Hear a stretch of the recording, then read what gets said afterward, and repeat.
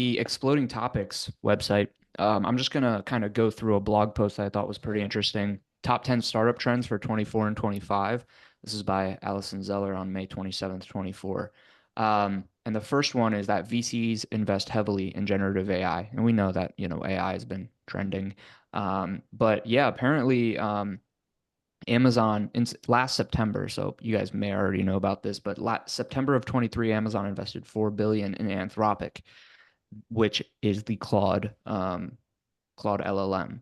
So Amazon is invested in this, and that's potentially helping Claude 3.5 Sonnet to have come out and all that stuff.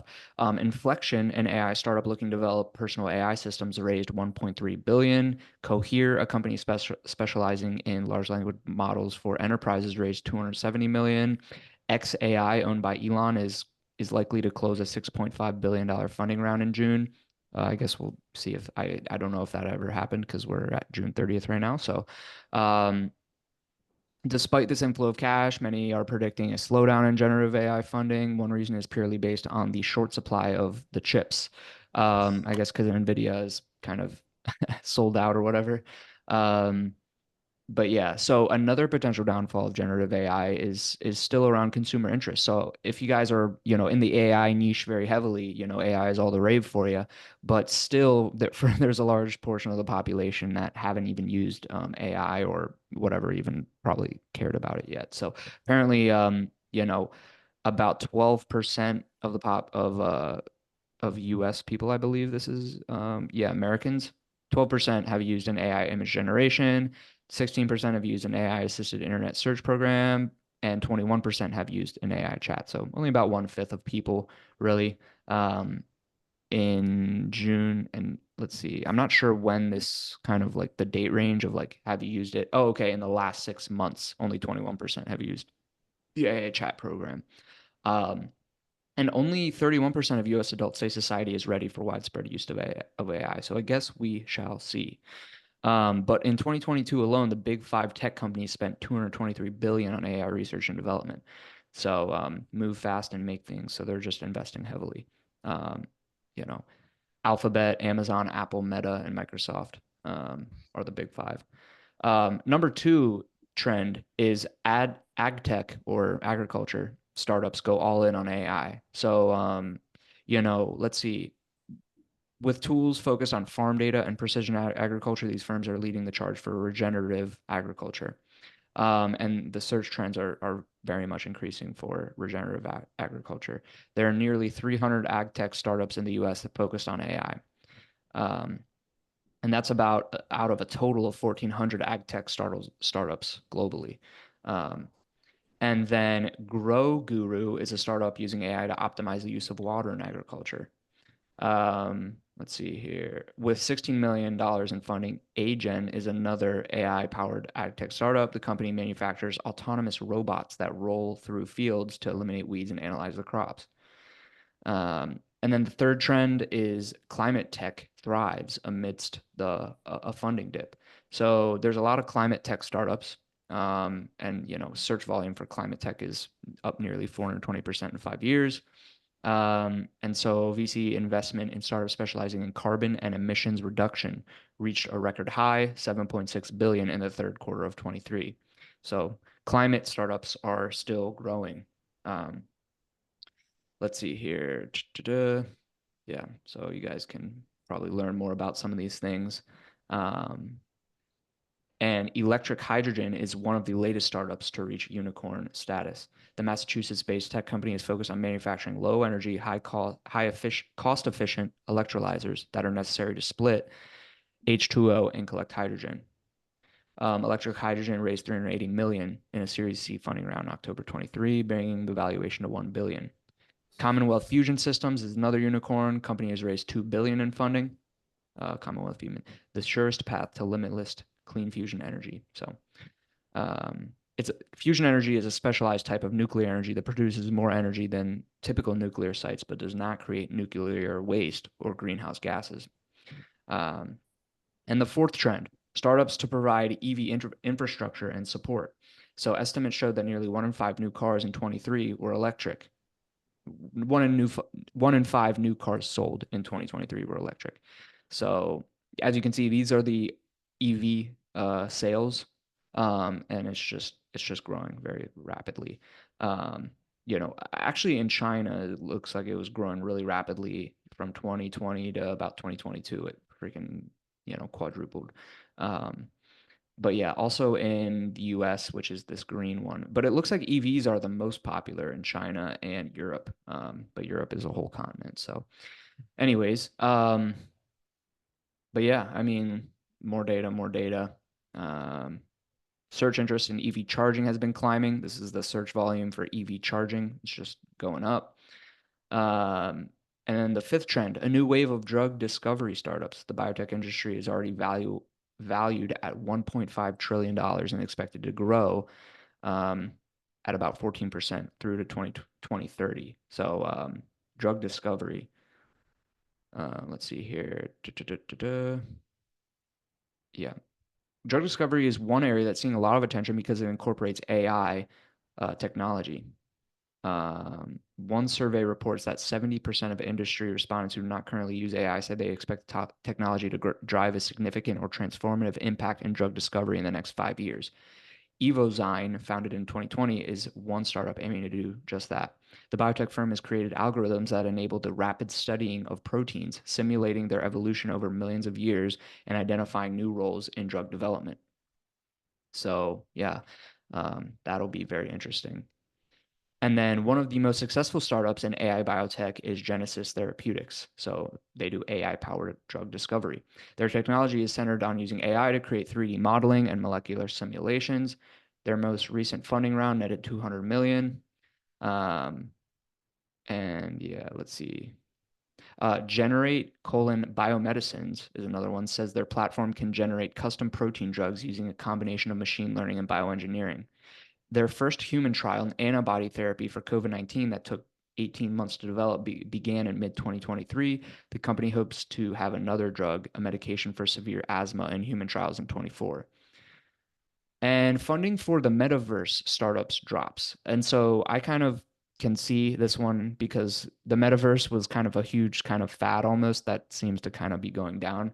But it looks, as you can see here, from Q4 of 21 to about Q2 of 23, which is the last date on this chart, it's gone down very significantly. Yeah, so data shows that funding for metaverse companies has dropped as investors flock to funding generative AI. So as you can see, the metaverse stuff is going down and the AI stuff is going up.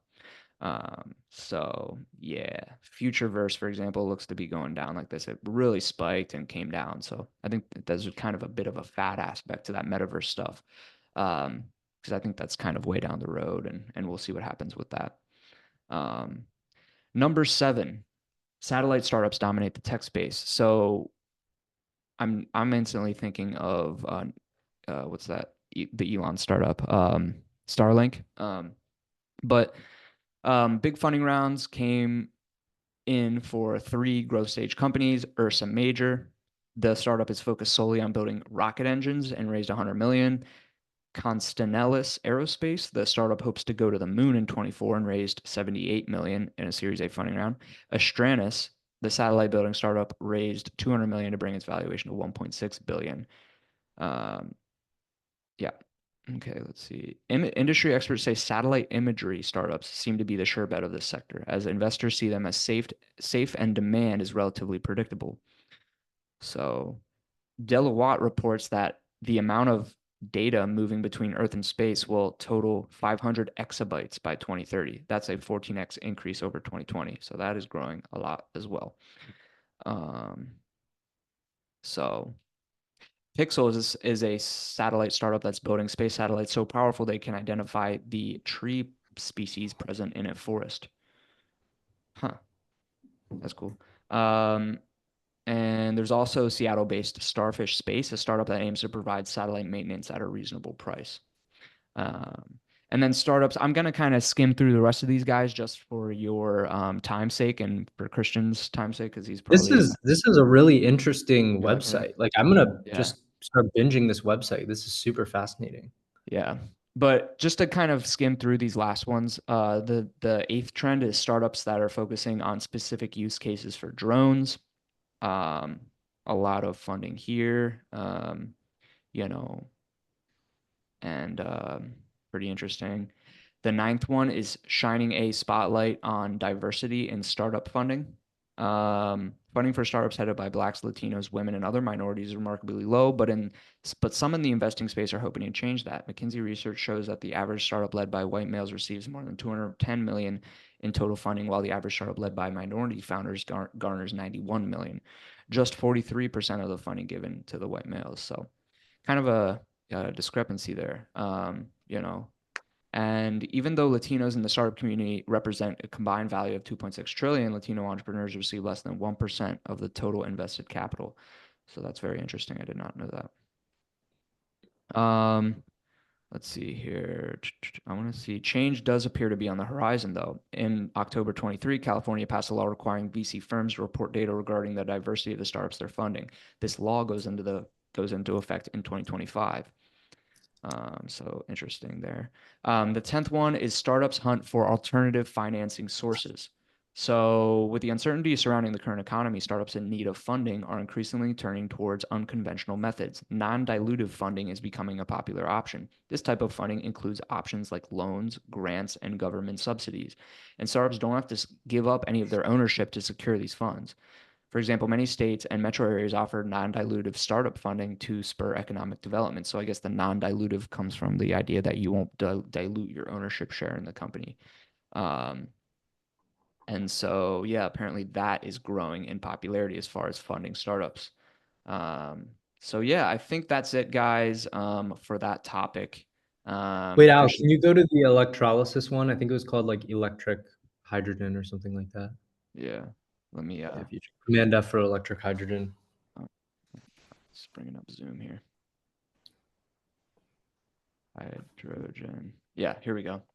Yeah, so I find this company, like any company that claims to use hydrogen fuel cells, so interesting to me because one, I mean, there was the classic case of Nikola, which was that EV. I mean, they were basically an EV company that was using hydrogen fuel cells instead of lithium batteries to produce EV trucks. That's what their goal was. And they basically were found out to be like a fraud company.